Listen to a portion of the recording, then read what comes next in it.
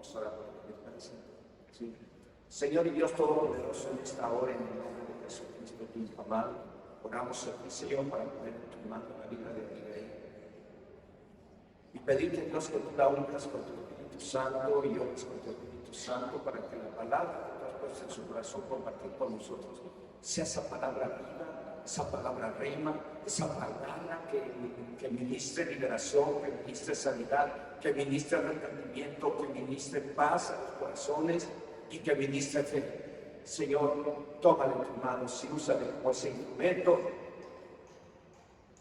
útil para hacer llegar tu palabra a tu pueblo en esta ocasión, en el nombre de Jesús. Amén. Buenos días, hermanos. La paz de Dios sea con ustedes. No tanta paz porque no creo que se vayan a dormir. Pero quiero hacerles una pregunta. ¿Ustedes creen que Dios puede hacer milagros? ¿De verdad lo creen? ¿Cuántos creen que Dios hoy puede hacer un milagro? Adelante. Creo que son la mayoría. Entonces, al final de esta reunión vamos a ver si tienen fe. ¿Cuántos de ustedes tienen su lectura bíblica? Ya no saben cuántos meses faltan. Veo que la mayoría no. Entonces, a lo mejor este año no hemos pedido a lo mejor ni siquiera el libro completo de la Biblia. ¿Cuántos creen que eso va a ser el milagro de que el día de los errores es el momento de que ustedes se animen a leer la Biblia? Pero a lo mejor ya no es demasiado, faltan pocos meses para poder leer la Biblia. Pero ¿cuántos creen que esto va a ser el milagro? Que el día de hoy podamos leer un libro entero de la Biblia, escudriñarlo y recibir algo de parte de Dios. A ver, levanten su mano. ¿Creen que puedan leer hoy? Y podamos leer ahorita aproximadamente una hora un libro entero de la Biblia. A ver, levanten su mano. Ya, pero menos que hace falta. Pues vamos a dejar que Dios haga el milagro. Vamos a leer un libro de la Biblia. Y vamos a ver qué nos habla Dios a través de ese libro. Y nos vamos a complicar. Vamos a ir al libro de Abdías. El versículo, no voy a decir capítulos porque solo tiene un capítulo. Vamos a ir al versículo 3. Vamos a leer completo, pero para la introducción vamos a tomar dos versículos primero.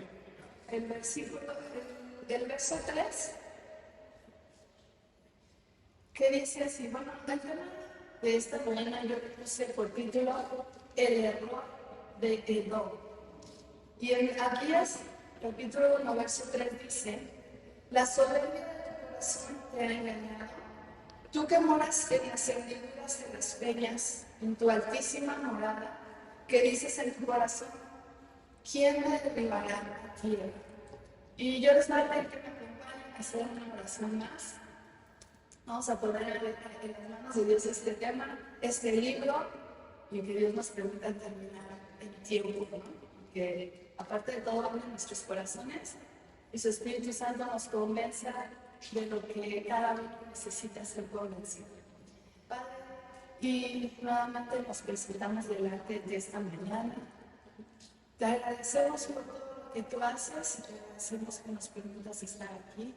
También ponemos en tus manos esta palabra, la cual tú quieres hablar a nuestros corazones.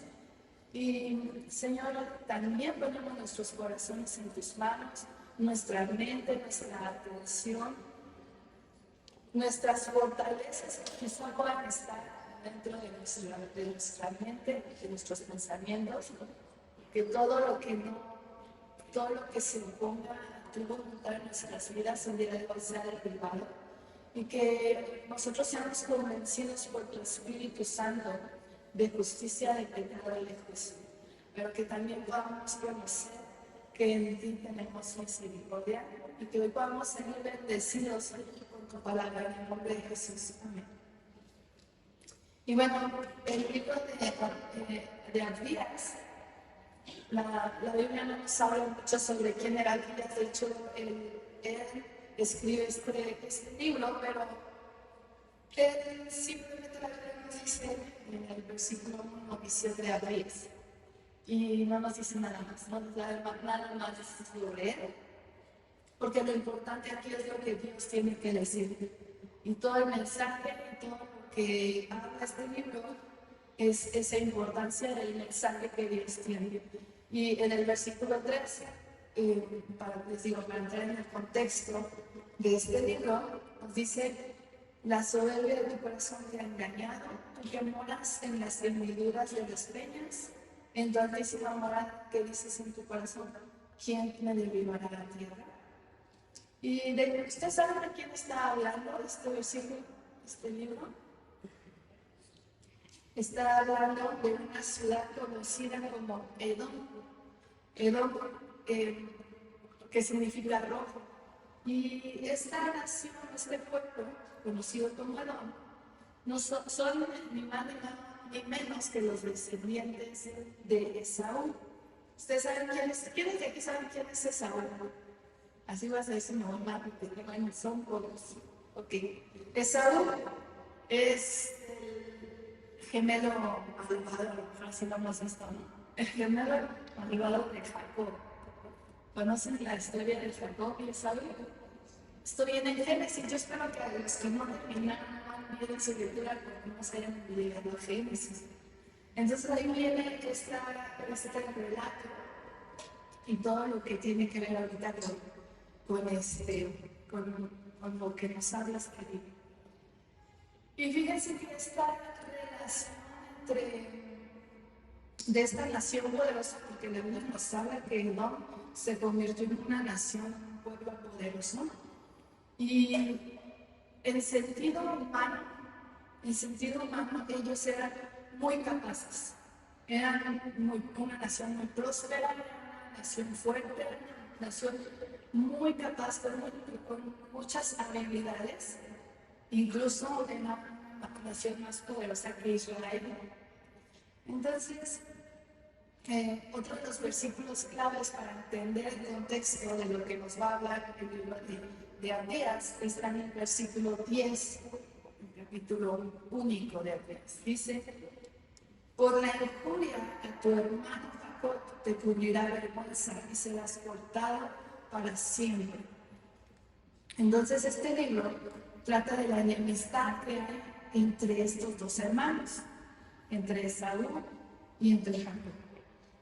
Y yo creo que todos podemos darnos cuenta que las peores enemistades, los peores conflictos, los peores resentimientos que puede haber es cuando hay problemas, cuando estas enemistades se dan entre familiares, cuando se dan entre personas cercanas, son las más terribles, son las más, a veces, increíbles, las más crueles, las más dolorosas, las enemistades entre familiares. Y la Biblia nos habla de esta enemistad entre dos hermanos, porque alguien de tu familia, que alguien de tu familia te traicione o actúe con crueldad o deslealtad, esto humanamente es romper incluso afectos naturales o quizá promesas. Es algo muy fuerte y es algo de lo que Dios toma nota. Cuando alguien cercano a nosotros nos daña, nos lastima y surge a lo mejor una enemistad, Dios toma nota de eso. Porque es algo muy fuerte cuando se dan este tipo de situaciones. Entre más cercano, entre el vínculo sea más cercano, es algo más doloroso y delante de Dios no queda, no lo deja pasar. Sí se enojaba, pues sí lo lastimó, sí lo traicionó, sí rompió el pacto, sí rompió la promesa. Delante de Dios no queda así como, no fue nada. Dios toma nota de eso. Entonces, ¿cuándo comenzó el conflicto entre estos dos hermanos? ¿Cuándo creen que haya comenzado ese conflicto? Cuando estaban en la primaria. A ver. ¿Desde el kinder? Vientre. Desde el vientre. Muy bien, sí ven. Y fue tan terrible esta enemistad y este conflicto entre hermanos que se dio desde el vientre, que incluso la mamá de ellos decía, prefiero morirme. Imagínense, de saber que sus hijos peleaban desde el vientre. ¿Se imaginan? Yo ya tengo 3 hijos, es agotador que estén peleando todo el tiempo. Los hermanos pelean y es agotador cuando están peleando todo el tiempo, ¿no? Y hablan, sus hijos no tienen que hacer. Pero pues yo, mis hijos no tengo gemelos. Aquí nuestra hermana, Joana, ella tuvo gemelos, nos dio así un poquito de su testimonio ahí en la danza, ¿verdad? Y no sé, Joana, tus bebés te llaman en el vientre, quién sabe, ¿verdad? ¿No? ¿Cómo? No, no se movían mucho. Y era complicado, se movían mucho. Yo con uno, pero ahora que se mueven mucho y ya de todo. Imagínense 2 que están peleando. Fue tan fuerte para ella que aún quería morirse. Y esta mujer, entonces fue a consultar a Dios. Esta fue la respuesta. Pero si no, vamos a ir a Génesis, versículo 25, donde empieza todo este conflicto. Génesis, capítulo 25, versículo 21. Vamos a leer hasta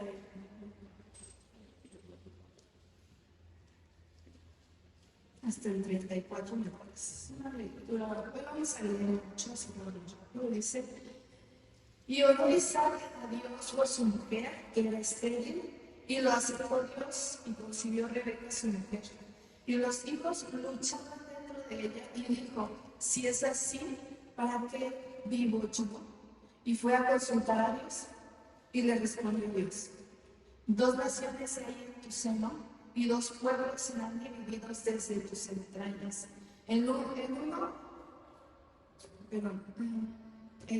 Un pueblo será más fuerte que el otro pueblo, y el mayor servirá al menor. Cuando se cumplieron sus días para darlos, he aquí había gemelos a su vientre. Y salió el primero rubio, una versión a lo mejor más apegada sería pelirrojo, y era todo velludo como una pelliza, como una pelusa es lo que significa esa palabra, y llamaron su nombre Esaú. Después salió su hermano, trabada su mano al calcañar de Esaú, y fue llamado su nombre Jacob, y era Isaac de edad de 70 años cuando ella les dio años. Y fíjense nada más, peleaban desde el vientre, incluso al nacer. Jacob dice que su mano estaba trabada del pie de su hermano. Le ponen por nombre Jacob. ¿Ustedes saben qué significa Jacob? A ver, ¿quién? Tramposo.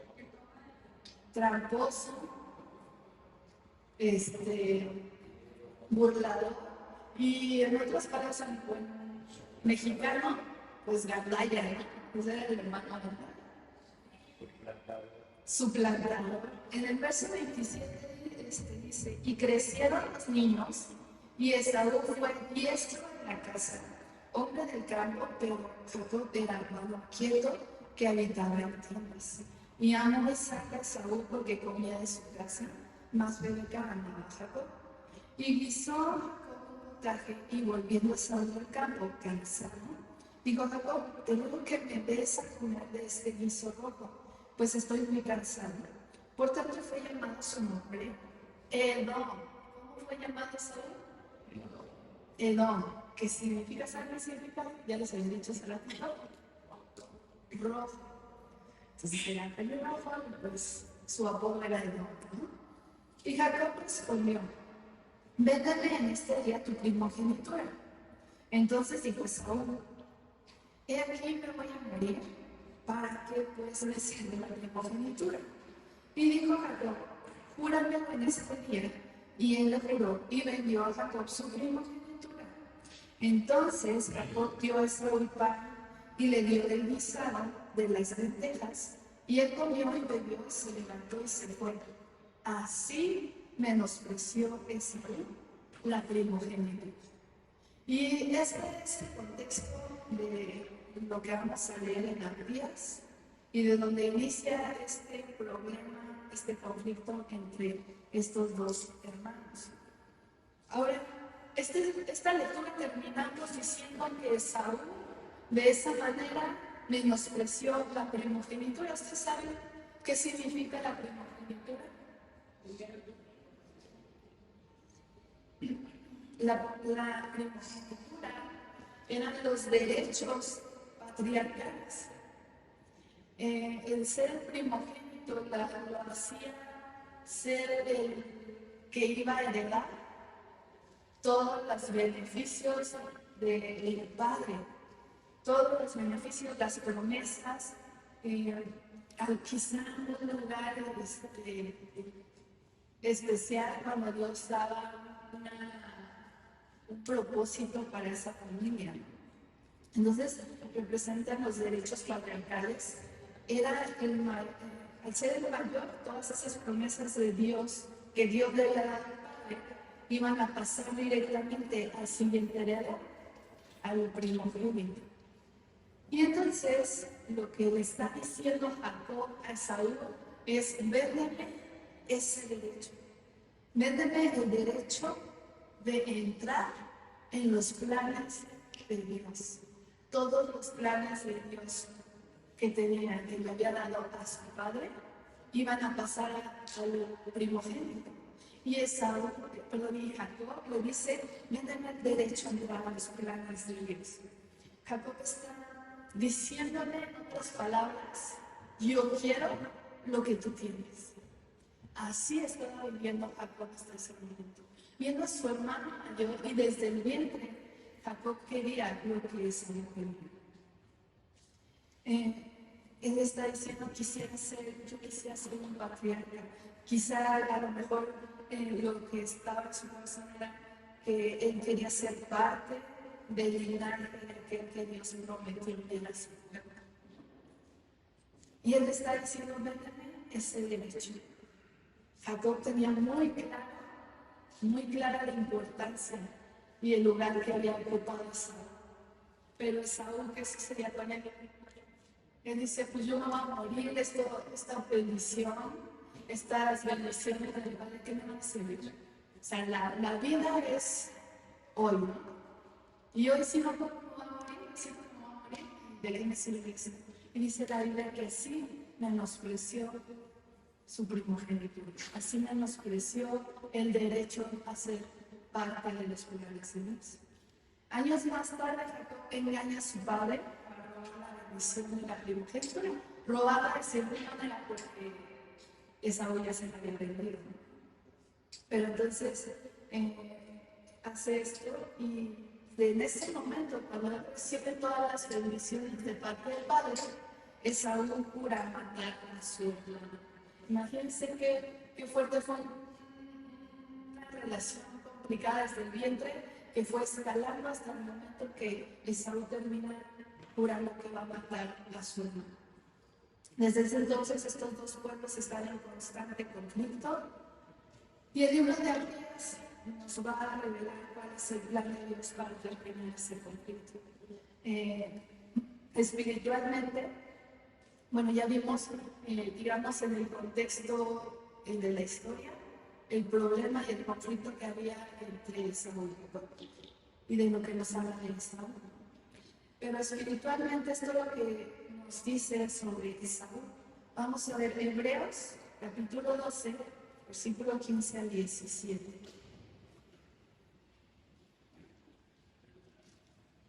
Hebreos 12, versículos 15 al 17. Y dice: mirad bien, no sea que alguno deje de alcanzar la gracia de Dios, que brotando alguna raíz amargura os estorbe, y por ella muchos sean contaminados.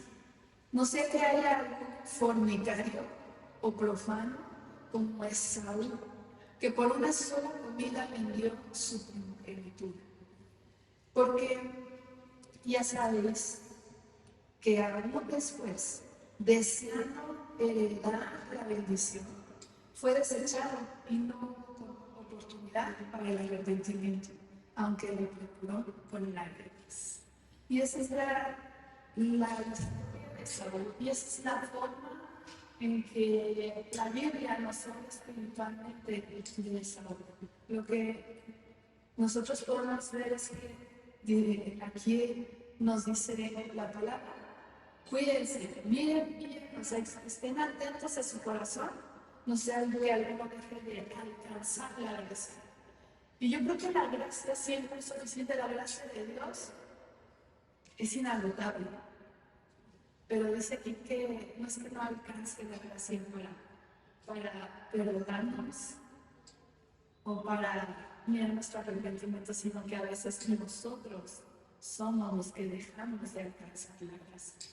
A veces son nuestras decisiones y lo que determinamos en nuestra vida lo que hace que nosotros dejemos de alcanzar la gracia. Y el apóstol Pablo le decía a una de las iglesias: no, ustedes han desechado la gracia por querer vivir conforme a la carne, ¿no? Entonces, a veces nos puede estar sucediendo eso, por eso nos dice aquí: tengan cuidado, no sea que dejen de alcanzar la gracia, que brotar una raíz de amargura o se estorbe, y por ella muchos serán contaminados. Esaú se llenó de amargura cuando perdió esa bendición, y todo empezó cuando él menospreció su primogenitura.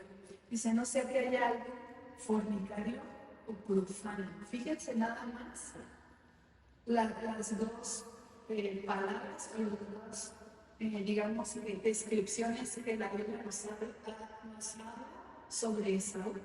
Dice que algo que fornicario o profano, como Esaú.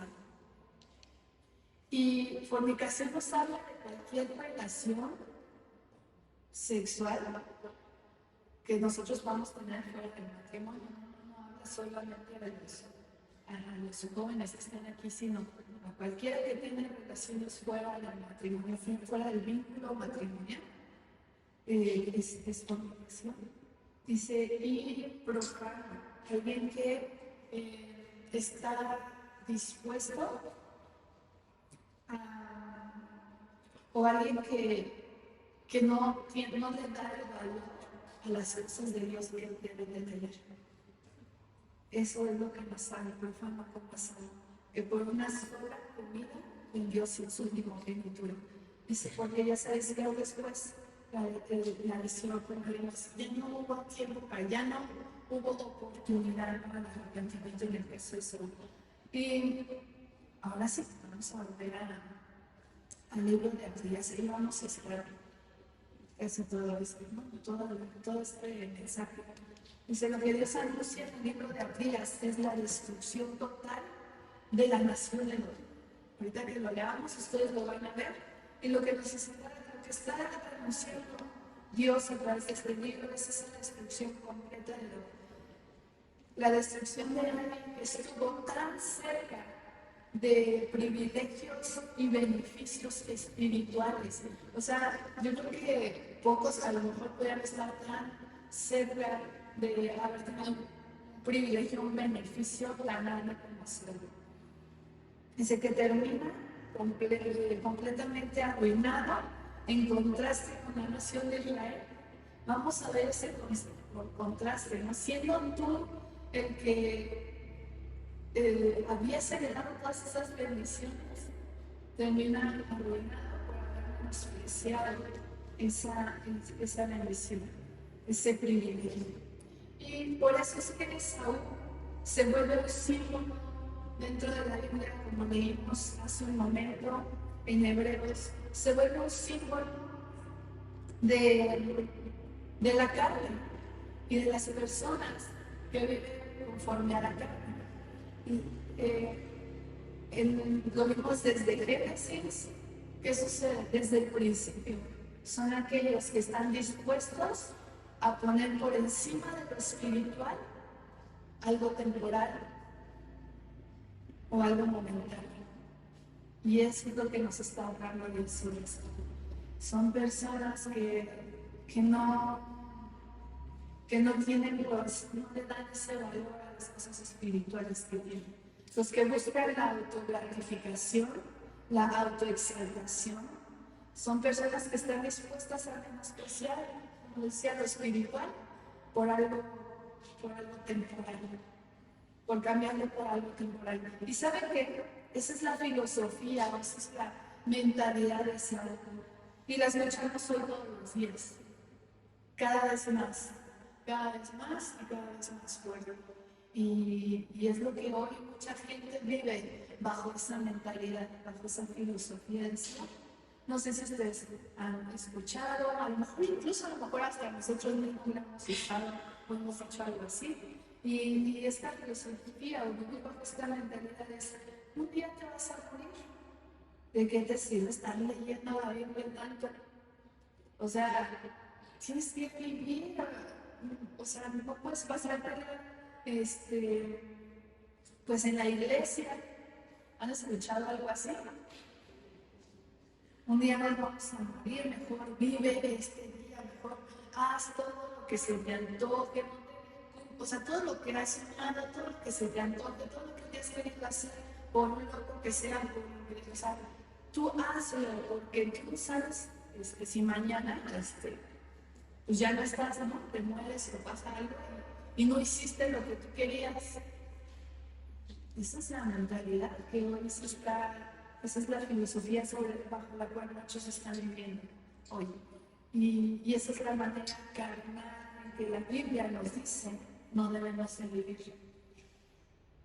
Que lo que hoy nosotros necesitamos entender que nuestra vida no es hoy, no es aquí. Lo importante para nosotros, lo que nosotros debemos o donde debemos de poner nuestra mirada, no es en alcanzar los sueños, las cosas vanas que hoy vamos a alcanzar, sino que la Biblia nos dice que tenemos un futuro, ¿no? que lo importante está después, cuando nuestra vida aquí termine.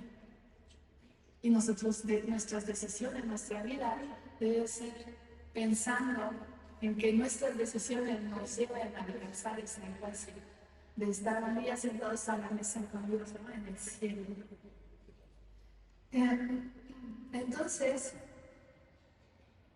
el rasgo de la vida carnal es la autosuficiencia, que lleva al orgullo, que lleva a despreciar la gracia de Dios. El orgullo nos va a llevar a despreciar la gracia de Dios, nos va a llevar a pensar que es suficiente con nuestras habilidades, con los talentos que a lo mejor tengamos, con la carrera que a lo mejor ya tenemos, con el trabajo que tenemos, con las cosas que hemos logrado. Ese es el gran engaño, ese es el gran rasgo que tiene la Biblia. Entonces, vamos a empezar con el libro de Abdías, después de esta introducción breve. Esto es lo que nos dice Abdías entonces de lo que pasará en cuanto al hombre. Abdías, capítulo 1, versículo del 1 al 3, dice así: visión de Abdías. Dios el Señor ha dicho así en cuanto a Edom: hemos oído el pregón del Señor y mensajero ha sido enviado a las naciones. Levantaos y levantémonos contra este pueblo en batalla. He aquí, pequeño te he hecho entre las naciones. Estás abatido en gran manera. La soberbia de tu corazón te ha engañado. Tú que moras en las hendiduras de las peñas, en tu altísima morada, que dices en tu corazón: ¿quién me derribará a tierra? Dice aquí que la soberbia es tener un concepto de nosotros más alto de lo que debemos de tener. Eso es la soberbia. Cuando nosotros, la Biblia nos dice que no debemos de tener un concepto más alto ni más bajo, sino lo justo, ¿no? Y la soberbia es eso, tener un concepto mucho más alto de lo que realmente nosotros somos, o de lo que debemos de tener sobre nosotros mismos. Y es poner nuestra confianza en, como les decía hace un momento, ¿no? En a lo mejor la carrera, en nuestra posición, en un trabajo, en nuestros contactos, en nuestras habilidades, en nuestros talentos. El orgullo nos va a llevar a desarrollar una falsa seguridad al tener una posición tan ventajosa como aquí acabamos de leer en el versículo 3. Dice que Esaú, Edom, había puesto su morada, ¿dónde? Dice ahí, en la hendidura de la peña, en lo escarpado, en lo escarpado. Dice, tú te mueves en la hendidura de las peñas, en tu altísima morada, y dices en tu corazón, ¿quién viene a liberar a ti? Ustedes imagínense dónde habrá construido Edom su casa, su ciudad, que estaba tan confiada. En lo alto, tenía tanta habilidad que él construyó una ciudad en la peña, en la roca. ¿Y cuántos creen que esa es una muy buena idea? Pues yo no sé si por aquí me van a poner una imagen de ese lugar. Ese es el lugar donde Edom construyó su morada. Lo que nos describe aquí el libro de Apocalipsis, versículo 13. Entonces él, al tener una posición tan ventajosa, lo llevó a pensar que no necesitaba a Dios. Y entonces él sigue menospreciando a Dios, igual que Esaú su padre. Los que edificaron esta ciudad son los descendientes de Esaú.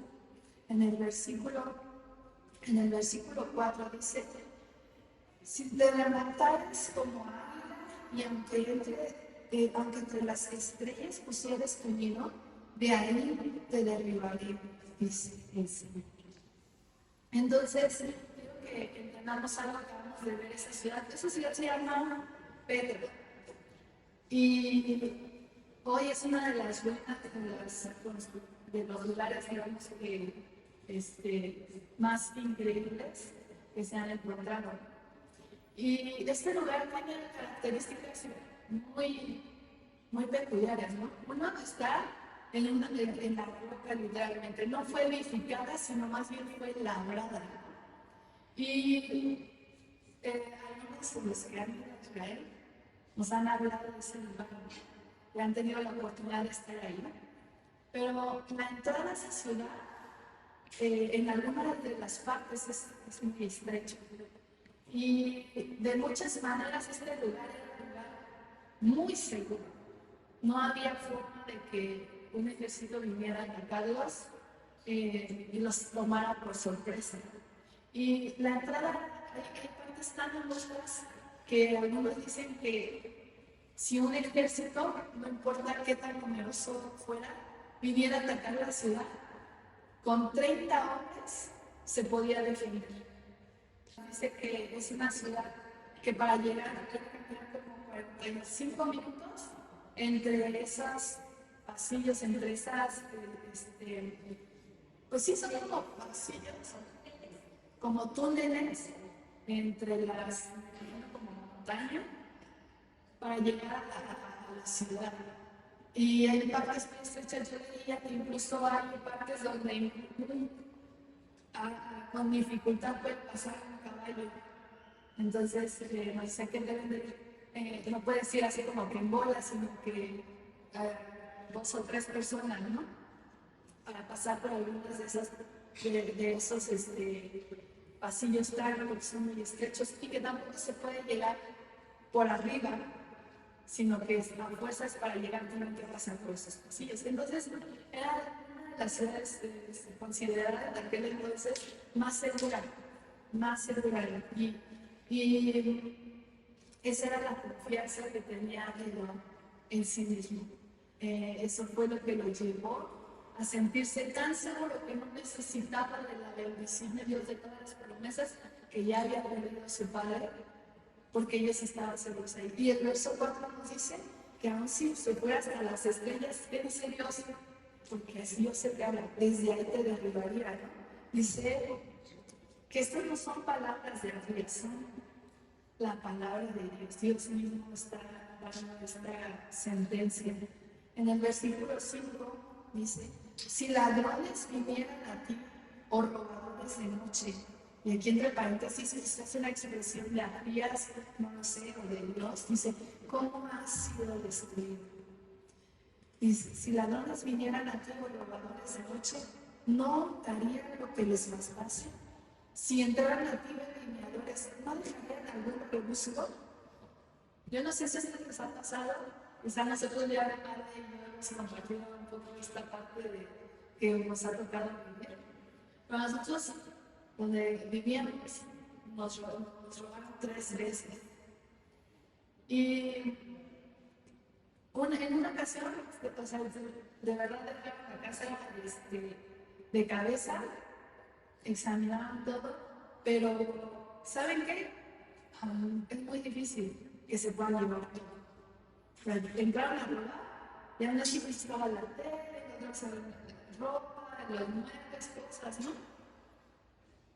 La segunda vez que entraron a robar, pues encontramos cosas baratas, se llevaron mi elemento que tenía en mi cajón.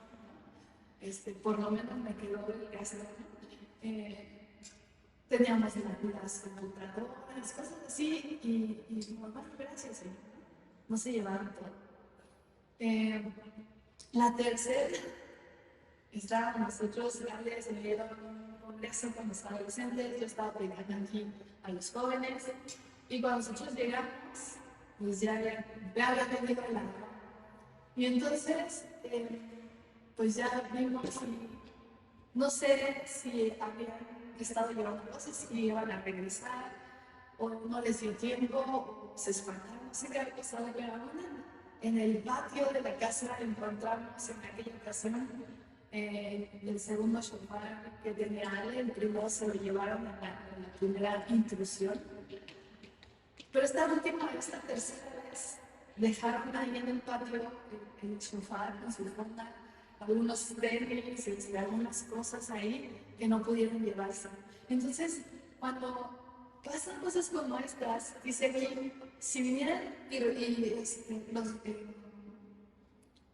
si entraran los vendimiadores, dicen, no dejarían algo que buscó, pues encontrarías algo. O sea, un ladrón se llevaría lo que pudiera, pero no se puede llevar todo. ¿Qué está diciendo? Esto que va a suceder es de Dios, porque vamos a ver en el versículo 6. En el versículo 6 dice, ¿cómo fueron escudriñadas las cosas de Israel? Sus tesoros escondidos fueron buscados. Dice aquí la palabra escudriñar, que significa examinar hasta lo más profundo. Y dice que aquí que los tesoros, todo lo más preciado, todo lo que tuviera Edom iba a ser examinado hasta lo más profundo, iba a ser buscado todo lo que ellos tuvieran, iba a ser saqueado. O sea, era algo que venía de Dios, no era algo humano, sino de Dios. Y les digo, el ladrón, pues algo te dejaría, ¿no? Hay unos platos o algo, pero no iba a ser el caso en Edom. Entonces, considerando la ciudad de Petra, que era una fortaleza, imagínense, era una fortaleza tan segura que dice que en su momento funcionaba como una tesorería, digamos como un banco para otras naciones. Pues los otros pueblos traían sus tesoros, tenían, ¿cómo se dice?, alianzas con él, para que dentro de la ciudad pudieran guardar sus tesoros, porque era tan segura como que no había otro lugar mejor para guardar tus tesoros. Imagínense la fortaleza, lo seguro que era, lo que esto generaba para esta nación. Era una nación importante, fuerte, más que Israel. Entonces, cuando los arqueólogos descubren esta ciudad, ¿qué se imaginarían? Cuando descubrieron Egipto, las pirámides de Egipto, algunas han sido saqueadas, pero aún así siguen buscando y encuentran tesoros, vestigios de la gente, de las personas que vivían ahí. En México se encuentran ruinas y se encuentran igual tesoros y vestigios de las personas que habitaron esas ciudades. Pero cuando los arqueólogos descubrieron esta construcción, ¿qué creen? No encontraron un solo objeto de uso personal de cualquier tipo que pudiera servir para obtener información de las personas que construyeron o que edificaron esta ciudad. Antes de que quedara abandonada, que desaparecieran los selonitas, fue utilizada, me parece, como pueblo, pero no se encontraba nada sobre los que fundaron, los que construyeron esa ciudad. Y esto nos habla que es de Dios lo que hizo y que se cumplió lo que Dios hizo. Todas sus riquezas fueron completamente saqueadas, completamente. En el versículo 7 dice, todos tus aliados te han engañado hasta los confines te hicieron llegar. Los que estaban en paz contigo prevalecieron contra ti. Los que comían tu pan pusieron lazo debajo de ti.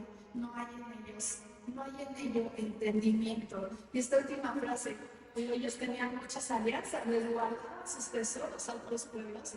Pero dice que ellos fueron traicionados por aquellos en los que más confiaban. Y dice, no hay entendimiento. O sea, no había manera de anticiparlo, no había manera de anticipar esto. En otra versión dice, no había forma de discernirlo, no había forma de que ellos vieran que venía eso, ¿no? Porque es algo que Dios hizo. Y tres cosas en las que podemos ver hasta aquí, en las que confiaba Edom, es una, su fortaleza, y a lo mejor eso para nosotros puede ser nuestra casa, puede ser nuestro trabajo, puede ser nuestra carrera, puede ser nuestro nivel económico, nuestro lugar, nuestra reputación. Número dos, sus tesoros. O sea, no solo tenían ellos sus riquezas ahí, sino las de otras naciones. Y eso, cuando uno tiene una estabilidad económica, eso a veces trae paz, ¿no? Trae cierta tranquilidad. Pero pues ahí estaba lo que confiaban ellos, en sus tesoros. Y quiero que pensemos algo, hace unos meses se dio oficialmente terminada la pandemia, ¿no? Pero ¿qué nos enseñó la pandemia? Que cuánta gente murió durante ese tiempo con esta enfermedad. ¿Y saben qué? Fue algo que sucedió a la población en general. Y el dinero no ayudó a los que tenían mucho dinero. Tener mucho dinero no les ayudó. Mucha gente murió. Teniendo muchísimas riquezas a causa de esa enfermedad. No sirvió de nada. Y eso es lo que Dios también quiere que nosotros veamos, donde ponemos nuestra confianza. Y número tres, sus aliados. Nosotros podemos ver a lo mejor cuando tenemos palancas, ¿no? Eso nos hace a lo mejor tener paz. Yo me paso el alto porque yo conozco a ¿cómo dicen ahí? La hermana Nelly. A la hermana Nelly. Yo tengo, mi primo está ahí o trabaja en el MP o no sé, ¿no? Y a veces eso es nuestra seguridad. En el versículo 8 dice, no haré que perezcas en aquel día, dice el Señor. Los sabios de Edom y la prudencia del monte de Esaú. En el versículo 9 también vamos a ver, dice, y tus valientes, oh Temán, serán amedrentados, porque todo hombre será cortado del monte de Esaú por el esclavo. Fíjense nada más, es lo que está, todo hombre va a ser cortado y todos sus tesoros van a ser saqueados. Y esto es lo que va a pasar. En el versículo 10 dice, esta es la razón, este es el por qué va a pasar. Dice, por la injuria a tu hermano Jacob te cubrirá vergüenza y serás cortado para siempre. Nosotros podemos ver que muchas naciones fueron crueles con Israel. Muchas naciones, la nación de Egipto, los esclavizaron por muchos años, fueron crueles con ellos.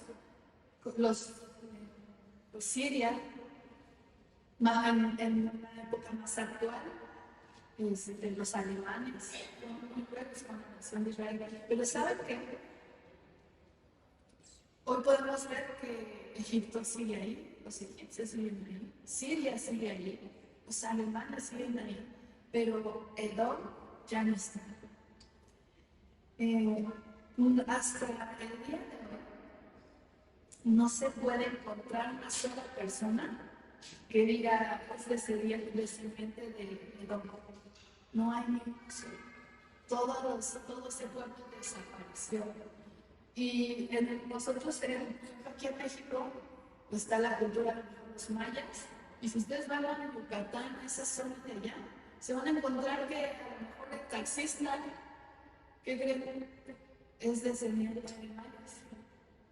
Y ahí siguen, tienen los descendientes, aunque ya a lo mejor es una cultura que digamos, de alguna manera ya no está, ya desapareció, ya no siguen con esa forma de vivir.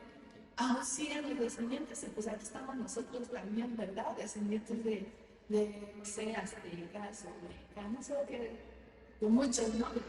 Ya somos ahí una combinación de muchos.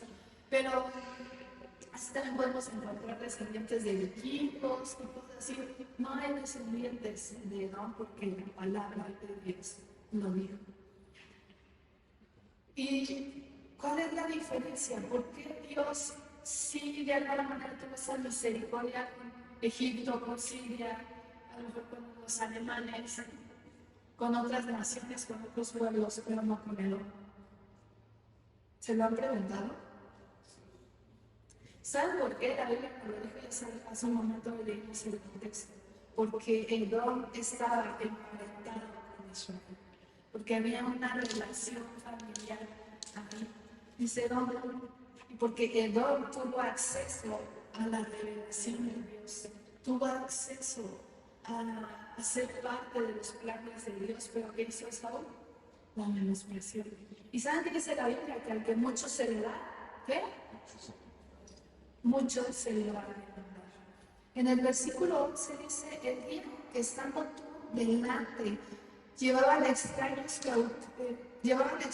cautivos su ejército, y extraños entraban por sus puertas, y echaban suertes sobre Jerusalén. Tú también eras como uno de ellos. Esto fue lo que hizo que Dios tomara esa decisión sobre Edom. Babilonia llegó contra Israel, fueron los que vinieron contra Israel. Y entonces cuando ellos vinieron y atacaron la ciudad, Edom dijo, yo te ayudo. Vieron este acto y ellos dijeron, yo te ayudo. Se pusieron y estuvieron delante de ellos. Y dice la Biblia que esto fue lo que le desagradó a Dios. Esta es la razón por la que todos iba a suceder a Edom. Y los versículos que vienen es como una lista que Dios le hace a Edom. Y yo lo veo así, a veces no sé si les ha pasado, todos hemos sido hijos en algún momento, a lo mejor ahorita somos padres, pero a nuestro hijo, nosotros como hijos, tomamos una decisión y hacemos algo, a veces nosotros hacemos la listita, ¿no? Es que no debiste, a lo mejor a veces como esposas o nuestros esposos también hacen la lista, es que no debiste haber hecho esto, no debiste haber hecho esto, no debiste, pues Dios le hizo esa lista a Edom. Y lo vamos a ver en los siguientes versículos. Dice, pues no debiste tú haber estado mirando en el día de tu hermano, en el día de su infortunio. No debiste haberte alegrado de los hijos de Judá en el día en que se perdieron. Ni debiste haberte jactado en el día de la angustia.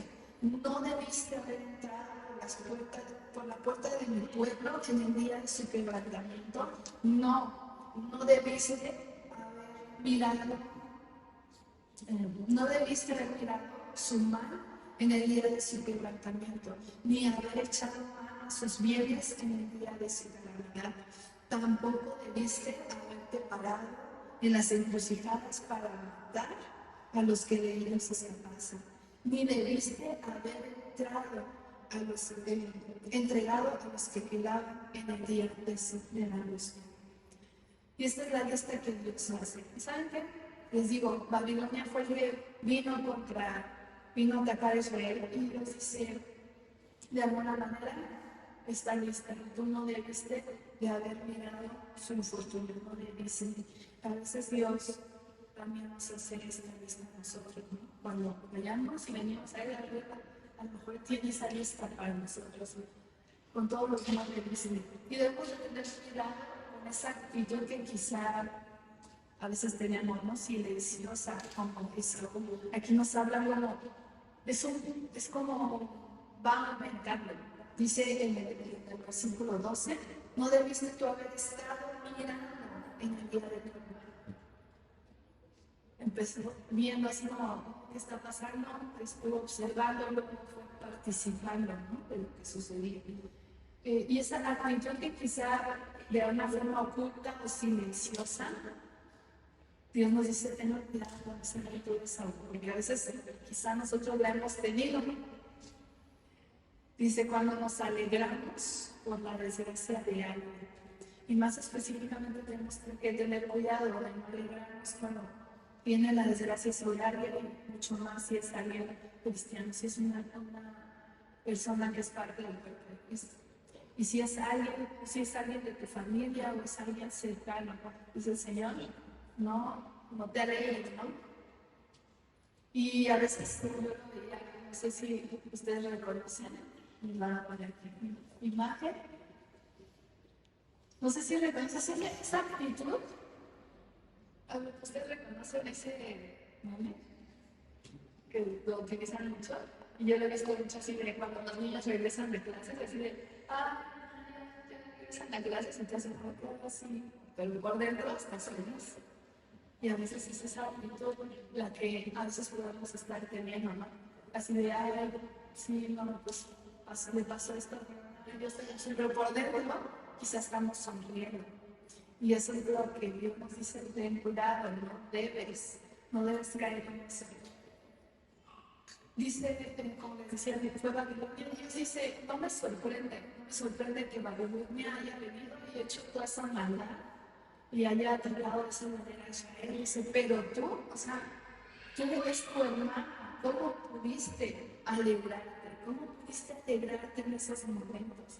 Y algo que quedó en el corazón de Dios y está en uno de estos no de Israel, es que cuando ellos iban huyendo, los que lograron escapar, y a lo mejor esconderse, hagan de cuenta que están mirando y ven a los de Edom y dicen, no, Edom es alguien cercano, es mi familia, es mi hermano, voy a acudir a él. Y entonces, ¿qué hicieron?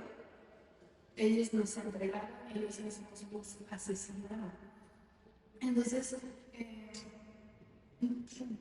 cuando nosotros tenemos que tener cuidado de eso, no alegrarnos cuando alguien está pasando por momentos complicados. Y es terrible tener esta actitud. Dios dice, disfrutaste sentarte y mirar su dolor, la injusticia que tu hermano sufrió. Y eso es lo que Dios le dice, ¿cómo es posible, o sea, tu hermano? En el versículo 13 nos dice, no debiste haber entrado por la puerta de mi pueblo en el día de su levantamiento. Y yo les decía, vemos ahí una progresión. Y hay cosas aquí que nosotros tenemos que tener en cuenta para nuestras vidas. Número 1, ver algo que no debes. Dice, no debiste ver. Así empezó, no debiste ver su infortunio. Y así es como a veces nosotros caemos en los peores errores. Y todo empieza viendo algo que no vemos. Luego, tus pies siguen el mismo ejemplo. Dice, no debiste haber entrado por la puerta de mi pueblo. ¿Qué hizo? Primero estaba viendo, luego entró. Sus pasos lo llevaron a ir más allá, caminar entre el pueblo, entre la ciudad. Y finalmente se materializa, lo imitas, lo replicas. Y eso lo vemos después, dice, tampoco debiste haberte parado las encrucijadas para matar. Primero vio, luego caminó entre el pueblo y terminó haciendo lo mismo que estaban haciendo los del pueblo de Babilonia, empezaron a mandar. Y esa es una progresión. Así que tenemos que tener cuidado con las cosas que vemos, porque encontramos que no solamente jóvenes, muchos jóvenes y adultos luchando contra problemas de inmoralidad que empezaron por algo que viste en televisión, por algo que estuviste mirando, y que ahora se ha vuelto como una cárcel, ¿no? Algo de lo cual es después difícil de salir. Así que debemos de tener cuidado con las cosas que estamos viendo, porque lo que vemos, luego lo caminamos y finalmente lo hacemos. Así que esto, por eso el Señor nos dice, pues guarda tus ojos, ¿no? De lo que estás mirando. A los niños hasta hay cantos, ¿no? Cuidadito tus ojitos al mirar. ¿Y por qué? Porque lo que vemos lo vamos a caminar, lo vamos a terminar replicando. ¿Y cuántos no están atrapados en problemas de inmoralidad sexual que empezaron viendo? Porque los empezaron viendo en las pantallas, ¿no? Y que terminan replicándolos. En el versículo 15 nos dice, porque cercano está el día del Señor sobre todas las naciones, como tú hiciste, se hará contigo, tu recompensa volverá sobre tu cabeza. Y cuando leemos esto, yo espero que nadie diga, ay, el karma es bíblico, ¿no? Porque hoy está bien de moda, hasta no sé cuánto le usan así de que te pega tu hermano y da 3 pasos y se cae y te toma el karma, ¿no? Ya se nos hace fácil utilizar ese tipo de términos. El mundo dice, desarrolla conceptos como estos y como que el universo en un momento va a poner todo en equilibrio y hablan de esto como si fuera una fuerza, ¿no? Pero la Biblia nos dice que es Dios el que hace estas cosas. Dios ha determinado un día para impartir verdadera justicia. Y nosotros debemos de estar entendidos de esto. Dios determinó un día y va a determinar la vida de cada uno de nosotros para impartir justicia, verdadera justicia. Un día en el que todo el mundo da cuenta de sus actos, y si no tiene, y si desechó la gracia, si menospreció la misericordia de Dios a través de Jesucristo, un día se va a enfrentar a ese juicio y ese día ese va a recibir ese castigo que va a ser justo para lo que haya hecho, ¿no? Nosotros vemos que los gobiernos tienen un objetivo, ¿no? Parte de lo que ellos tienen en nuestra nación, por ejemplo, es que se imparta justicia y que esa justicia contempla, ¿qué cosa? La reparación del daño. ¿Sí han escuchado esto? Se supone que el objetivo de que se imparta justicia es la reparación del daño. Pero ustedes se han preguntado, y si nos damos cuenta es que es enorme esto, se han preguntado cómo es posible o cómo se puede reparar el daño de un asesinato. ¿Cómo se puede reparar ese daño? ¿Cómo se puede reparar el daño de un secuestro o de una violación? ¿De qué manera encerrar a una persona en la cárcel puede reparar el daño? Es imposible. La justicia humana, para la justicia humana es imposible impartir verdadera justicia. Digo, es parte, de alguna manera es algo que quizá traiga algún consuelo a las personas que pasan por algo así. Y es bueno, ¿no? Pero no es una justicia completa. Entonces, el único que promete un día impartir justicia y que esa justicia sea perfecta, y el único que lo puede hacer es Dios. Y un día cada uno de nosotros, Dios lo ha determinado para impartir justicia en nuestras vidas, no más, no menos. ¿Y saben qué? Dios es el único que tiene el poder para que esa justicia sea perfecta y pueda reparar el daño. Realmente puede reparar el daño de cualquier justicia que nosotros no vamos a recibir. Así que debemos de buscar la justicia de Dios en nombre de los hombres. Abías 16 al 18 dice, de la manera que vosotros bebisteis en mi santo monte, beberán continuamente todas las naciones, beberán y bullirán y serán como si no hubieran sido. Mas en el monte de Sion habrá un remanente que se salve y será salvo, y la casa de Jacob recuperará sus posesiones. La casa de Jacob será fuego, y la casa de José será llama, y la casa de Saúl estopa, y los quemarán y los consumirán, ni a un resto quedará de la casa de Saúl, porque Dios lo ha dicho. Y es lo que les digo, Dios dice, hoy tú, en el día de su infortunio, tú te alegraste, tú participaste, tú miraste, dice, pero un día va a quedar, pero de mi pueblo Israel, de Jacob, va a quedar un remanente, va a quedar un poquito delante de mí que me va a servir, pero de Saúl no va a quedar ni rastro. Y les decía, los arqueólogos se sorprendieron al encontrar estas ruinas porque no encontraron nada. Decían, es que en todos los lugares donde hemos encontrado ruinas antiguas, se encuentran platos, que cosas que nos hablan de la gente que habita ese lugar. Y en esas ciudades no se halló nada. ¿Por qué? Nuevamente aquí lo dice, porque Dios lo ha dicho. Entonces, dice aquí que nos habla, vamos a leer ya el resto. Dice, y los de Negev poseerán el monte de Saúl, y los de Basefela a los filisteos, poseerán también los campos de Efraín, y los campos de Samaria, y Benjamín a Galad. Y los cautivos de este ejército de los hijos de Israel poseerán de los cananeos hasta Sarepta, y los cautivos de Jerusalén que están en Sefarada poseerán las ciudades de Negev, y subirán salvadores al monte de Sion para juzgar al monte de Saúl, y el reino será de Dios. Cada miembro del pueblo de Dios tendrá la capacidad de traer salvación a su pueblo, lo que está diciendo aquí. Cada uno va a tener esa capacidad de traer salvación. Y esto es lo que va a traer justicia perfecta cuando el reino sea de Dios. Y un día nosotros sabemos que ese día viene y ya está cerca, dice la palabra de Dios. Sé que está ese día en el que va a haber perfecta justicia.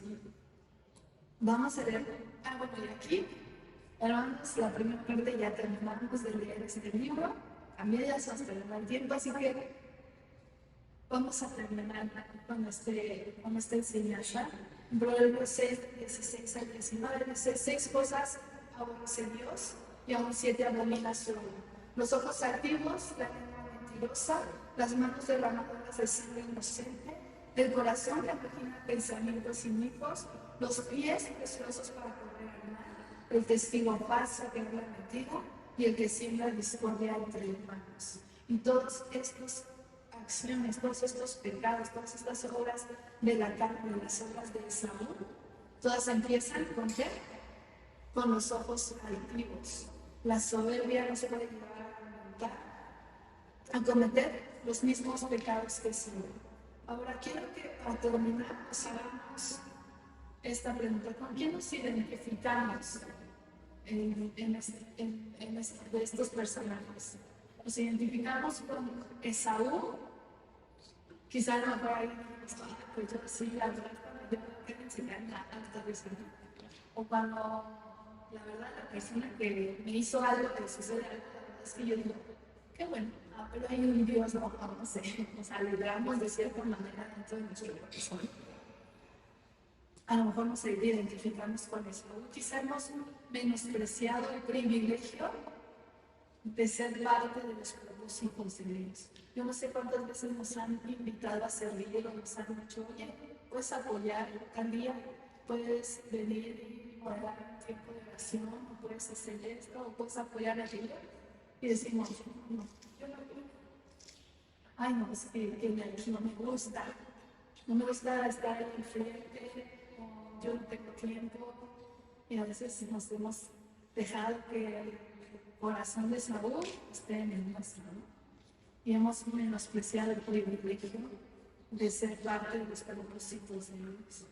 No sé, a lo mejor nos identificamos mucho con Esaú, tal vez también nos identificamos con Jacob, ¿no? A lo mejor hemos sufrido injusticias, o quizá nosotros hemos sido la causa del dolor de alguien. A lo mejor en algún momento hemos sido Jacob y en algún momento hemos sido Saúl, ¿no? Entonces, dice en 1 Pedro 5:6, humillaos pues bajo la poderosa mano de Dios para que Él os exalte cuando fuere tiempo. Esaú se exaltó a sí mismo, dijo, no importa que Dios no nos dé la bendición, no importa que no tenga la bendición patriarcal, por mi propia fuerza lo voy a hacer.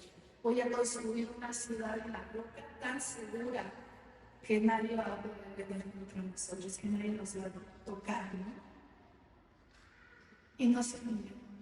Y Pedro dice, no es que tú te exaltes, sino que tú te humilles ante Dios, ante su mano, y Él te va a exaltar cuando sea el tiempo. Y ese es el antídoto que nosotros podemos tener para el orgullo. Si nosotros nos hemos identificado hoy con esa voz, Dios nos dice hoy, humíllate bajo mi mano y yo te voy a exaltar. Y cuando sea el tiempo, cuando sea tu momento, yo te voy a exaltar. Pero también, si nosotros nos identificamos con Jacob, y quizá hemos sido lastimados, hemos vivido a lo mejor injusticias, Dios nos dice que para nosotros, si nos identificamos o si en estos momentos estamos pasando algo así, la recomendación es la misma. Humíllate pues bajo la poderosa mano de Dios para que Dios se exalte en el tiempo. Así que debemos de tener cuidado con las características de Saúl, si las tenemos en nuestro corazón, en nuestras vidas. Y si nosotros hoy vamos a identificarnos con uno de los dos, les va a pedir que se pongan de pie y que podamos poner esto delante de Dios. No sé si nos hemos identificado, estamos pasando por momentos en los cuales alguien nos ha lastimado o ha hecho algo contra nosotros y estamos lastimados. Dice el Señor que Él está cercano a los quebrantados en la vida, con el quebrantado del corazón.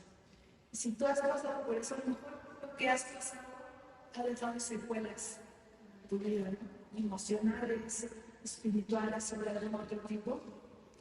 Pero esta es la esperanza que tenemos, que en el reino de Dios, Él va a estar aquí, todo lo hace.